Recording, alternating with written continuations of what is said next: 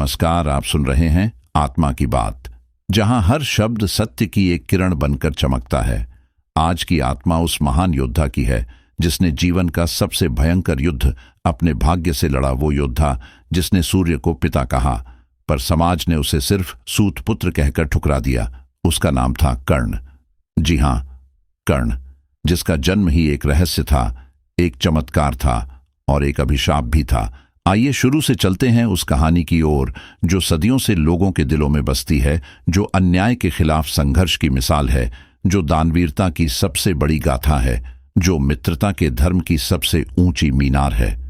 चलिए डूबते हैं कर्ण की आत्मा में और सुनते हैं उसकी बात। सबसे पहले बात करते हैं उसके जन्म की। कुंती उस समय अविवाहित थी, युवा थी, सुंदर थी और उसके मन में एक जिज्ञासा थी।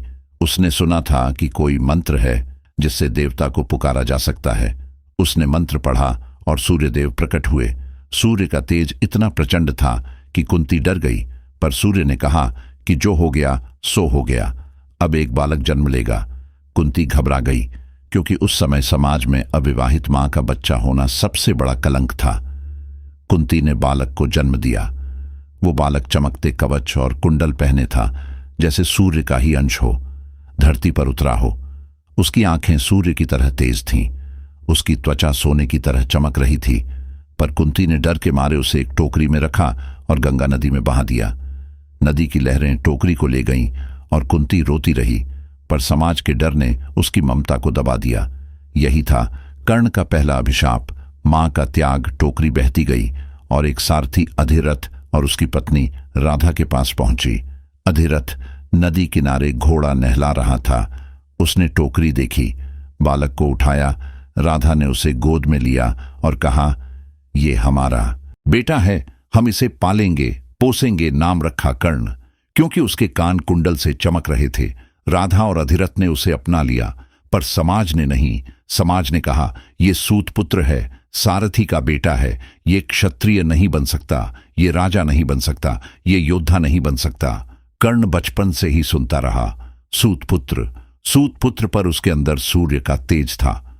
वो सपना देखता था कि एक दिन वो दुनिया का सबसे बड़ा धनुर्धर बनेगा। कर्ण बड़ा हुआ, वो गया द्रोणाचार्य के पास, जो पांडवों और कौरवों को धनुर्विद्या सिखा रहे थे। कर्ण ने कहा, गुरुवर, मुझे धनुष सिखाइए। द्रोणाचार्य ने देखा उसकी आंखें उसका तेज पर। पूछा, तू कौन है? कर्ण ने कहा, मैं कर्ण हूं, अधिरथ का पुत्र।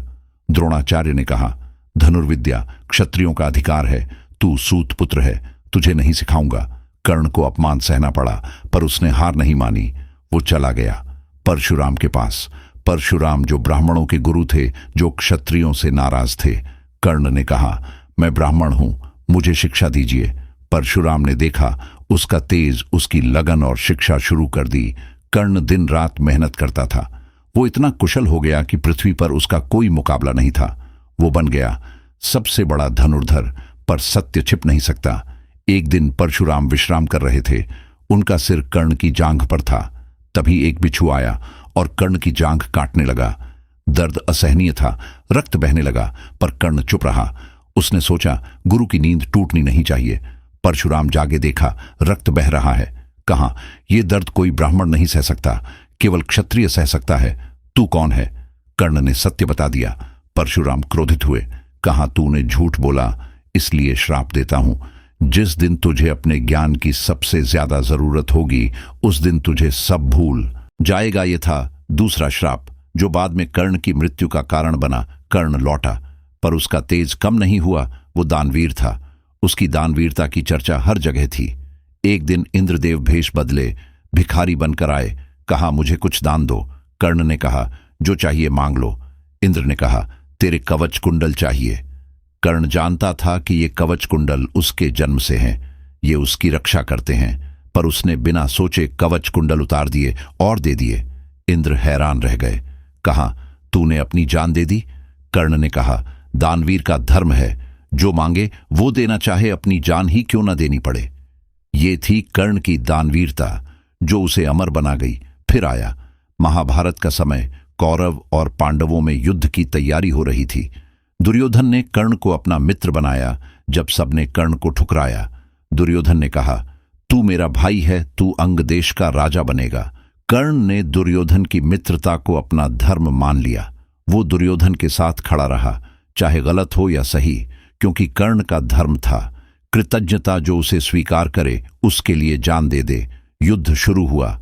उसके बाण चलते थे जैसे बिजली कड़कती है। वो अर्जुन का मुकाबला कर रहा था, पर श्राप काम करने लगे। पहले ब्राह्मण का श्राप, फिर गुरु का श्राप। एक दिन युद्ध में कर्ण का रथ का पहिया धरती में धंस गया। कर्ण उतरा, पहिया निकालने लगा। तभी अर्जुन ने बाण चलाया। कर्ण ने कहा, रुको, मैं निहत्था हूं, ये अधर्म है।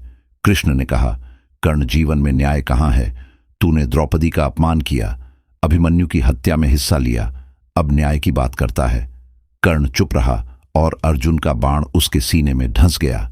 कर्ण गिरा और सूर्य अस्त हो गया। कर्ण की मृत्यु के बाद कुंती आई और बोली, ये मेरा बेटा था। पांडव हैरान रह गए। दुर्योधन रोया, पर कर्ण अमर हो गया। उसकी कहानी आज भी सुनाई जाती है। वो सिखाता है कि जाति नहीं, कर्म बड़ा है। वो सिखाता है कि मित्रता से बड़ा कोई धर्म नहीं। वो सिखाता है कि दानवीरता ही सच्ची वीरता है। वो सिखाता है कि संकल्प हो तो श्राप भी हार मान लेता है। अब विस्तार से सुनिए। कर्ण के जीवन की हर घटना को, हर भावना को, हर संघर्ष को। कर्ण का बचपन राधा के आंचल में बीता। राधा उसे दूध पिलाती थी, कहानियां सुनाती थी। अधिरथ उसे घोड़ों की सवारी सिखाता था। पर जब कर्ण बाहर खेलता तो बच्चे कहते, सूतपुत्र सूतपुत्र। कर्ण चुप रहता, पर उसके अंदर आग लगती थी। वो सोचता था, एक दिन मैं दिखाऊंगा कि सूतपुत्र क्या कर सकता है। वो लकड़ी के धनुष से अभ्यास करता था। वो पेड़ों पर निशाना लगाता था। वो नदी में तैरता था ताकि शरीर मजबूत बने। उसकी आंखें हमेशा सूर्य की ओर देखती थीं, जैसे पिता से बात कर रही हों। जब वो बड़ा हुआ तो द्रोणाचार्य के पास गया। वहां अर्जुन, भीम सभी थे। अर्जुन सबसे आगे था। कर्ण ने कहा, मुझे भी सिखाइए। द्रोण ने मना कर दिया। कर्ण लौटा, पर रात भर सो न सका। वो जंगल गया, परशुराम के आश्रम पहुंचा। परशुराम सो रहे थे। कर्ण ने प्रतीक्षा की। सुबह परशुराम ने पूछा, तू कौन? कर्ण ने कहा, ब्राह्मण हूं, शिक्षा चाहिए। परशुराम ने कहा, ठीक है, शुरू कर। शिक्षा शुरू हुई। कर्ण सुबह 4 बजे उठता था, धनुष उठाता था, बाण चलाता था। वो इतना मेहनत करता था कि परशुराम खुश हो जाते थे। कहते थे, तू मेरा सबसे अच्छा शिष्य है। फिर वो बिच्छू वाला दिन आया। दर्द इतना था कि कर्ण की आंखों में आंसू आ गए, पर वो चुप रहा। परशुराम ने श्राप दिया। कर्ण रोया नहीं, बोला, जो हुआ सो हुआ, मैं अपना कर्म करूंगा। वो लौटा और दानवीर बन गया। लोग आते थे, मांगते थे। कर्ण देता था सोना, चांदी, घोड़ा, हाथी। कुछ भी जो मांगा जाता वो देता। इंद्र आए भिखारी बनकर। कर्ण ने कवच कुंडल दिए। सूर्यदेव आए और कहा, बेटा तूने गलती की। कर्ण ने कहा, पिता, दानवीर का धर्म है। सूर्य ने आशीर्वाद दिया कि तेरा नाम अमर रहेगा। युद्ध में कर्ण का रथ दौड़ता है, बाणों की वर्षा करता है। अर्जुन भी डरता है, पर श्राप आड़े आते हैं। अंतिम क्षण में कर्ण गिरता है।